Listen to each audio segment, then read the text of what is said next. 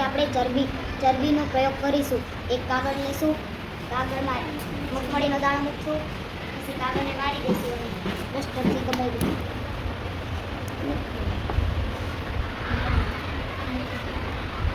તમે જોઈ શકો છો કાગળ તેલવાળો થઈ ગયો છે. તેથી કહેવામાં આવે છે કે મગફળીમાં દાણામાં ચરબી હોય છે. ભૂમિબેને સરસ મજાનો આપણને ચરબીનો પ્રયોગ બતાવ્યો. જોયો ને બધાએ? તો બાળકો હવે તમે કહી શકો કે બીજા કયા કયા બીજ એવા છે જેમાંથી ચરબી મળે છે? હા, તમે બોલો જોઈ ભાઈ. તલ, સરસ. બદામ, નાળિયેર, કપાસ, એરંડા, સરસ. તલ, સરસ. કપાસ, બદામ.